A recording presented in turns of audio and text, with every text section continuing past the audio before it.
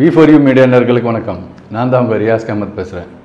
இந்த வாரம் சினிமா நிகழ்ச்சியில் கடந்த வாரம் தொடர்ந்து 2 வாரமாக வந்த படங்கள் மற்றும் இந்த வாரம் வெளியான படங்களை பற்றி தான் உங்களுக்கு கூட செய்திகளை பகிர போகிறேன். இந்த வாரம் பார்த்திங்கன்னா தமிழில் ஒரு 3 படங்கள் வெளியாகிருக்கு. அதில் வந்து 2 தியேட்டர்லையும், ஒன்று வந்து OTTயில் வந்திருக்கு. நம்ம விஜய் ஆண்டனி, ஆத்மிகா, பூ, ராம் இவர்கள்லாம் நடித்த கோடியில் ஒருவன் என்ற திரைப்படமும், மெட்ரோ படத்தை இயக்கிய அனந்தகிருஷ்ணன் இயக்கத்தில் செந்தூர் ஃபிலிம்ஸ் TD ராஜா அவர்கள் தயாரிப்பில் இன்ஃபினிட்டி ஃபிலிம் வெஞ்சர்ஸ் அவர்கள் இணை தயாரிப்பில் வெளியான கோடியில் ஒருவன், இந்த படம் இந்த வாரம் வந்து கிட்டத்தட்ட 801 தியேட்டர்கள் வெளியாகியிருக்கு. அதாவது 801 தியேட்டர்கள் சொல்கிறது வந்து தமிழ்நாடு, ஆந்திரா, கர்நாடகா இந்த 3 ஸ்டேட்டில் மட்டுமே அவ்வளோ தியேட்டர்களில் இந்தியாவில் ரிலீஸ் ஆகிருக்கு.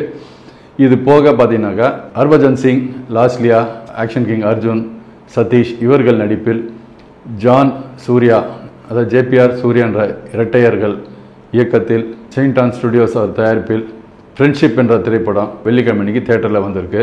இது போக இயக்குனர் சுந்தரராஜன் அவர்களின் மகன் தீபக் சுந்தரராஜன் அவர்கள் இயக்கத்தில் பேஷன் ஸ்டுடியோஸ் தயாரிப்பில் மக்கள் செல்வன் விஜய் சேதுபதி, டாப்சி பன்னு, ராதிகா, சுரேஷ் மேனன், ஜெகபதி பாபு, யோகி பாபு, ஜார்ஜ், சேத்தன், தேவதர்ஷினி, அப்புறம் சுரேகா வாணி, சுப்பு பஞ்சு, ராஜேந்திர பிரசாத் இப்படி பட்டாளங்களோடு சேர்ந்து ஒரு ஹாரர் காமெடி என்ற படத்தை OTTயில் வந்திருக்கு. ஹாட்ஸ்டாரில் இந்த படம் வெளியாகிருக்கு. ஆக மொத்தம் இந்த வெள்ளிக்கிழமைக்கு ஒரு 3 படங்கள் தமிழில் வெளியாகிருக்குங்க. இது போக தெலுங்கில் வந்து நம்ம சந்தீப் கிஷன், பாபி சிம்மா, நேஹா ஷெட்டி இவர்கள் நடிப்பில் கல்லி ரவுடி என்ற தெலுங்கு படம் ரிலீஸ் ஆகிருக்கு. இதுக்கப்புறம் இங்கிலீஷில் பார்த்தீங்கன்னா கிட்டத்தட்ட ஒரு 3 படங்கள் வெளியாகி இருக்குங்க. டோன்ட் பிரீத் 2 என்ற படம் இங்கிலீஷ், ஹிந்தி, தமிழ், தெலுங்கு என்ற 4 மொழிகளில் வெளியாகி இருக்கு. அப்புறம் ஓல்டு என்ற படம் இங்கிலீஷ் மற்றும் ஹிந்தியில் வெளியாகி இருக்கு. இது தவிர ஏற்கனவே அந்த லாக்டவுன் முடிஞ்சு தியேட்டர்கள் திறக்கப்பட்டோன்னே வெளியான பல்வாட்டம் படம் இன்னைக்கு வரைக்கும் தொடர்ந்து பல மல்டிப்ளெக்ஸஸில் இன்னும் ஓடிக்கிட்டு இருக்கு. அதே போல் கடந்த வாரம் வெளியான லாபம் மற்றும் தலைவி மல்டிப்ளெக்ஸஸில் கொஞ்சம் மெயினான சில தியேட்டர்ஸில் இன்னும் ஓடிட்டுருக்கு. குஜராத்தியில் துவாதார் என்ற ஒரு குஜராத்தி படம் கூட சவுத்தில் இருக்கிற 4 லாங்குவேஜஸ், இது தவிர ஹிந்தி படங்கள் மட்டும்தான் வந்துட்டு இருந்தது. கொஞ்சம் கொஞ்சமாக பார்த்தீங்கன்னா அப்பப்போ எப்பாவது ஒரு வாட்டி அத்திப்புத்த மாதிரி ஒரு சில கன்னட படங்கள் வரும். அந்த படமும் ரிலீஸ் ஆகும் மல்டிப்ளெக்ஸில் தான். இது போக பார்த்தீங்கன்னாக்கா திடீர்னு பார்த்தீங்கன்னா ஒரு ஜாப்பனீஸ் படம் இல்லை வந்து கொரியன் படம் இந்த மாதிரி மல்டிப்ளெக்ஸஸில் போடுவாங்க. ஒரு லாக்டவுனுக்கு முன்னாடி பார்த்தீங்கன்னா ஒரு வாட்டி இதே போல் ரிதேஷ் தேஷ்முக் நடித்த ஒரு மராட்டி படம், அவர் சொந்த படம், அந்த படம் இங்கே ரிலீஸ் ஆகிருந்தது. அது வந்து பார்த்தீங்கன்னா கிட்டத்தட்ட அந்த நம்ம சூர்யா அவர்கள் நடிக்கிற சிங்கம் படம் சாயல் மாதிரியே உள்ள வந்த ஒரு படம். நான் ட்ரெய்லரில் நான் பார்த்தேன், ஐநாக்ஸில் நல்ல ஞாபகம் இருக்குது. அந்த படம் மராட்டியில் வந்து இங்கே ரிலீஸ் ஆச்சு. அதே போல் ஜான்வி கபூர் நடித்த அந்த ஹிந்தி படம், அது வந்து அதோட ஒரிஜினல் வெர்ஷனான சாய்ராட்டு, அதுவும் அந்த மராட்டி படமும் இங்கே ரிலீஸ் ஆச்சு மெயின் சிட்டிஸில், மெயின் மல்டிப்ளெக்ஸஸ்லாம். இப்படி பல படங்கள் இப்படி வந்துட்டுருக்கு.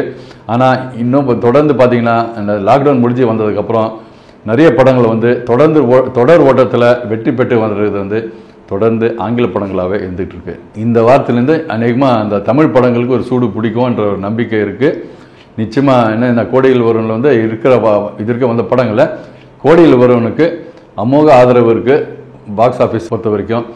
ஏன்னா உண்மையில் வந்து அது நல்ல கருத்துக்கள், ஜனசங்கம், பொழுதுபோக்கு எல்லா அம்சங்களும் நிறைந்த குடும்பங்களாக வந்து பார்க்கக்கூடிய படமாக அமைஞ்சிருக்கு அந்த கோடியில் ஒருவன் என்ற படம். உண்மையில் வாழ்த்துக்கள் விஜய் ஆண்டனி சார். ஏன்னா அந்த லாக்டவுன்லாம் ஏற்பட்டு அதுக்கப்புறம் தியேட்டருக்கெலாம் வேலைகள்லாம் ஆரம்பிக்கும் போது பார்த்தீங்கன்னா ஹீரோஸில் முதல் ஹீரோவாக வந்து இந்த லாக்டவுன் சூழ்நிலை கருதி தயாரிப்பாளருடைய வட்டிகள் எல்லாம் மிச்சப்படுத்துறதுக்காக தன்னுடைய சம்பளத்திலிருந்து ஒரு சதவீதம் கோச்சிக்கிறேன்னு முன்னுக்கு வந்த முதல் நடிகர் நீங்கள். வாழ்த்துக்கள் சார். இதே போல் திரையுலகத்துக்கு உங்களால் முடிஞ்ச பல உதவிகளை செஞ்சுட்டு வந்துட்டுருக்கீங்க, இன்னும் செய்ய போகிறேன்னு சொல்லியிருக்கீங்க. சமீபத்தில் கூட பார்த்தீங்கன்னா கோடியில் ஒருவனுடைய ப்ரெஸ் மீட்டில் கூட நீங்கள் வந்து ப்ரெஸ்ஸுக்கு மத்தியிலேயே நீங்கள் வந்து ஒரு செய்தியை வெளியிட்டீங்க. எனக்கு உண்டான பிரச்சனைகள் எல்லாம் சால்வ் ஆகிட்டு மறுபடியும் வந்து பழைய நிலைமைக்கு நான் திரும்பின உடனே நிச்சயமாக தயாரிப்பாளர் சங்க வளர்ச்சி நிதிக்கு இலவசமாக ஒரு படம் நடிச்சு தரேன்னு சொல்லியிருக்கீங்க. உண்மையிலே அந்த மாதிரி சொன்னது எனக்கு தெரிஞ்சு இப்போ சமீப காலத்தில் முதல் நடிகர் நீங்கள் தான். அது நீங்கள் சொன்ன உடனே பார்த்தீங்கன்னா அதே மேடையில் பேசின அம்மா கிரியேஷன்ஸ் கம்பெனி தயாரிப்பாளர் திரு T. சிவா அவர்கள் வந்து உங்களை வந்து கேப்டன் விஜயகாந்த் அவர்களை ஒப்பிட்டு சொன்னார்.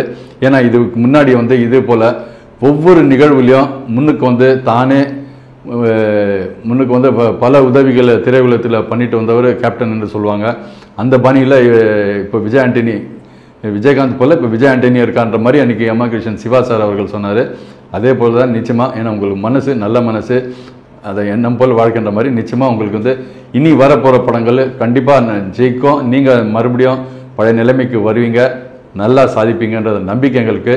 வாழ்த்துக்கள் விஜய் ஆண்டனி சார். இந்த படத்தின் மூலிமா இன்ஃபினிட்டி ஃபிலிம் வெஞ்சர்ஸ்னு ஒரு கூட்டு தயாரிப்பாளர்கள் ஒன்று உருவாகியிருக்காங்க. திரு போப்டா தனஞ்சயன் அவர்களும், திரு கமால் போரா அவர்களும், திரு பிரதீப் அவர்களும். உண்மையிலே உங்களுக்கு எல்லாரும் நல்ல மனசு, நல்ல திரையுலகத்தின் மேலே ஒரு காதல் இருக்குது. நிச்சயமாக உங்கள் கூட்டணியில் தயாரிக்கிற எல்லா படங்களும் நிச்சயமாக பல வெற்றிகள் பெறணும். அதே போல் தொடர்ந்து நீங்கள் படங்களை தயாரிக்கணும். அந்த தயாரிப்பு மூலிமா எங்கள் திரையுலகத்துக்கு டெக்னீஷியன்களுக்கு பல பேருக்கு வேலை கிடைக்கணும்னு நான் வேண்டிக்கிறேன். வாழ்த்துக்கள் இன்ஃபினிட்டி வெஞ்சர்ஸ் தயாரிப்பாளர்கள் அவர்களே. இப்போ இது வரைக்கும் அந்த படங்கள் வரைக்கும் நம்ம சொல்லிட்டாங்க. அப்புறம் பார்த்தீங்கன்னா 24ஆம் தேதி நான் ஏற்கனவே போன வாரத்தில் சொன்ன மாதிரியே பார்த்தீங்கன்னா பத்ரி வெங்கடேஷ் அவர்கள் இயக்கத்தில், அப்புறம் ரியோராஜ், ரம்யா நம்பீசன் அவர்கள் நடிப்பில் பிளான் பண்ணணும் என்ற படத்தை தேதி அறிவிச்சிட்டாங்க. அதே போல் பார்த்தீங்கன்னா நம்ம சசிகுமார் அவர்கள் இயக்கத்தில் மீண்டும் அதே கூடியில் ஒருவன் வெற்றி பட தயாரிப்பாளர் டிடி ராஜா அவர்களின் செந்தூர் ஃபிலிம்ஸ் தயாரிப்பில் சசிகுமார் மற்றும் நிக்கி கல்ராணி அவர்கள் நடிப்பில் சுந்தர் சியோடைய உதவியாளர் கதிர் அவர்கள் இயக்குநராக அறிமுகமாகும் ராஜவம்சம் என்ற திரைப்படம் அக்டோபர் 1ஆம் தேதி அன்னைக்கு வெள்ளித்திரையில் வரப்போகுது. இது போக பார்த்தீங்கன்னாக்கா சுந்தர் சி அவர்களின் பிரான்சைஸான அரண்மனை 3 ஆயுத பூஜைக்கு அனௌன்ஸ்மெண்ட் கொடுத்துட்டாங்க. அக்டோபர் 14 அந்த படத்தை உலகம் முழுவதும் ரெட் ஜெயண்ட் மூவிஸ் அவர்கள் கொண்டு போய் சேர்க்க போகிறாங்க. உண்மையிலே அது ஒரு பிரம்மாண்டமான கூட்டணி. பார்த்தீங்கன்னா ஏற்கனவே சுந்தர் சி அவர்கள் பார்த்தீங்கன்னாக்கா அவருக்கு நல்ல காம்பினேஷன், அவருக்கு உண்டான இன்றைக்கும் பார்த்தீங்கன்னா அவருக்கு என்ன தேவையோ 8 நாட்கள்ன்றதை பக்காவாக ப்ரீ பிளான் பண்ணிவிட்டு அவ்வளோ காம்பேக்டாக படங்கள் பண்ணிட்டு வர இயக்குனர் தயாரிப்பாளர்களை அவர் ஒருவர். இந்த ஒரு படம் அவருடைய வழக்கமான படங்களை தாண்டி கொஞ்சம் வந்து அந்த பட்ஜெட்டு பார்த்தீங்கன்னா கொஞ்சம் செட்டு, அந்த டிஐ இந்த மாதிரி வகையில் கொஞ்சம் செலவு பண்ணியிருக்காரு. அதனால தான் இந்த படத்துக்கு வந்து தாமதம். இல்லைன்னா அவர் வந்து எப்போ ஆரம்பிப்பார், எப்போ ரிலீஸ் பண்ணுவார்னு தெரியாத அளவுக்கு அவ்வளோ ஃபாஸ்ட்டான படம் உருவாக்குற ஒரு இயக்குனர் அவர். அதை பார்த்திங்கன்னா அந்த காலத்தில் எஸ்பி முத்துராமன், ராமநாராயணன் சார் இப்படி பல பேரை சொல்லிட்டு இருப்பாங்க. அதே போல் அதுக்கப்புறம் வந்து அந்த பேரில் அந்த பட்டியலில் இருந்தவர் வந்து சொன்னோடனே டக்குன்னு பேரில் எல்லாருக்கும் மைண்டில் வர வந்து இயக்குனர் கே. ரவிக்குமார் அவர்கள்.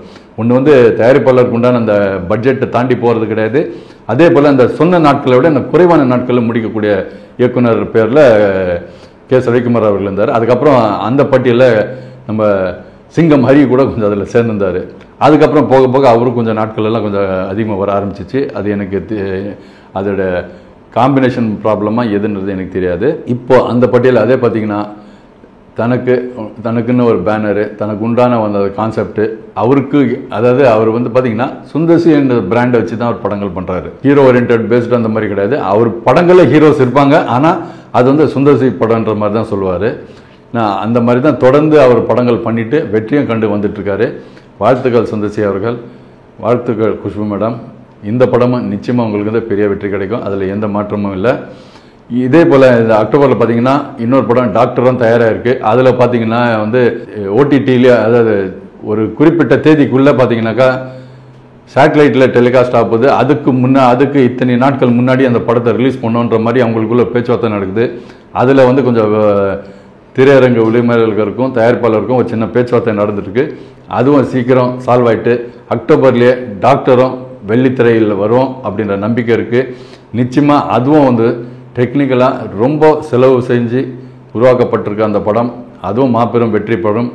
அதுக்கப்புறம் தீபாவளி, பெரிய தீபாவளி தான், அண்ணாத்த தீபாவளி தான், அதில் எந்த மாற்றமும் இல்லை.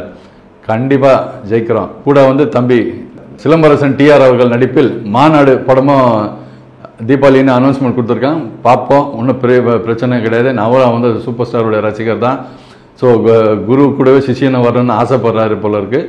வரட்டும், 2 படமும் ஜெயிக்கட்டும். மொத்தத்தில் வர படங்கள், பெரிய படங்கள் குறிப்பாக அமோக வெற்றி பெறணும். அதே போல் தொடர்ந்து அந்த படங்களை தயாரிப்பாளர்கள் இந்த மாதிரி பல வெற்றி படங்களை தொடர்ந்து தயாரிச்சுட்டு வரணும். எங்கள் திரையுலகத்துக்கு தொடர்ந்து வேலை கிடச்சிருக்கணும். இதுதான் நம்மளுடைய ஆசையை. இதே போல் அடுத்த வாரம் இன்னும் பல சுவாரஸ்யமான நிகழ்வுகளோடு சந்திக்கிறேன். அது வரைக்கும் உங்களிடமிருந்து விடைபெறுவது உங்கள் நண்பன் ரியாஸ் அஹ்மத்.